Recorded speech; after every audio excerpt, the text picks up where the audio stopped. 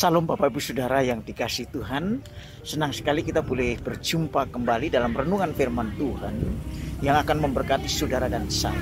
Bapak Ibu Saudara, setiap kali kita berjumpa melalui renungan firman Tuhan adalah jangan membuat saudara dan saya menjadi bosan atau jemu. Justru firman Tuhan adalah mengingatkan kepada kita supaya kita tidak terlena dengan hal-hal yang bersifat sementara. Apalagi kaitannya dengan satu saat bahwa dunia ini akan lenyap, bahwa kita pun juga akan mengakhiri hidup di bumi ini. Dengan cara apa? Menunggu kedatangan Tuhan Yesus kali yang kedua. Bapak Ibu Saudara, banyak orang yang merasa bahwa kapan sih Tuhan Yesus datang? Mengapa tidak cepat-cepat datang? Dari 2000 tahun yang lalu sudah digembar-gemborkan, maksudnya sudah benar-benar disampaikan melalui tulisan-tulisan Rasul, Bapak Gereja, hamba-hamba Tuhan, bahwa Tuhan segera datang. Tetapi Bapak Ibu Saudara, kata segera berarti mengindikasikan kata itu adalah bersifat relatif. Segera itu dalam waktu yang tidak bisa kita ukur secara kuantitatif. Tetapi Tuhan tetap memberi satu peringatan buat saudara, supaya saudara menyongsong kedatangan Tuhan Yesus kali yang kedua. Entah saudara menyongsong dalam kaitannya sebagai hidup saudara secara pribadi dengan Tuhan, sehingga saudara dijemput oleh Tuhan secara pribadi, artinya meninggal lebih dulu dari orang lain, ataupun mungkin secara kolektif. Yang penting Bapak Ibu Saudara dan saya sekalian, kalau saudara benar-benar percaya bahwa Yesus datang kali yang kedua, tidak akan lama lagi. Saudara, yang pertama kita harus menyongsong Dia. Saudara, ketika Tuhan mengatakan bahwa Dia akan datang kali yang kedua, tentu ini berbicara tentang bagaimana saudara dan saya menyiapkan diri sebagai seorang yang kedapatan tidak bercacat dan bercelah. Oleh karena itu Bapak Ibu Saudara, firman Tuhan yang hari ini kita akan sama-sama dengarkan adalah terambil dari ayat 14 dari 2 Petrus 3 ayat yang ke-14. Yang demikian bunyi firman Tuhan buat saudara dan saya. Sebab itu saudara-saudaraku yang kekasih, sambil menantikan semuanya itu kamu harus berusaha supaya kamu kedapatan tak bercacat dan tak bernoda di hadapannya, di hadapan Tuhan, dalam perdamaian dengan Dia.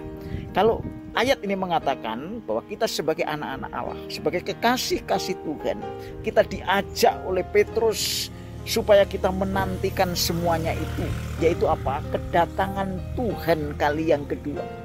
Saudara, kedatangan Tuhan dikatakan bahwa Dia akan datang seperti pencuri, artinya tidak disangka-sangka. Oleh siapa? Oleh orang yang tidak menantikan kedatangannya, oleh orang yang lelap dengan cara hidup duniawi, oleh orang yang merasa kerasan hidup di dunia ini menjadi tempat yang abadi.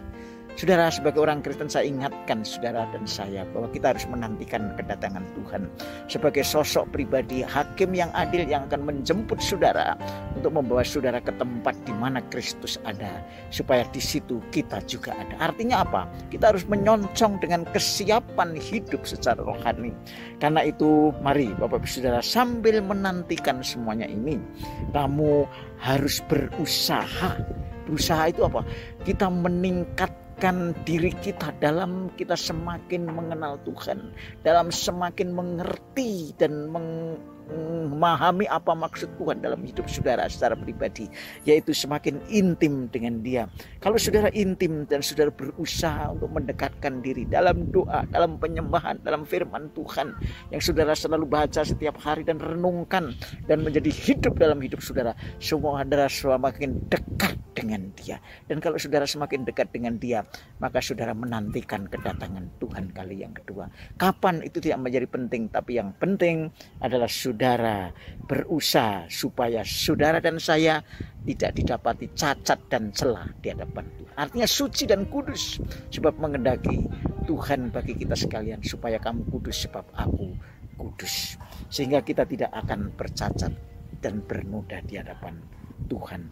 Kita selalu berdamai dengan Tuhan dan Tuhan menyenangi hidup kita karena kita benar-benar menyongsong kedatangannya.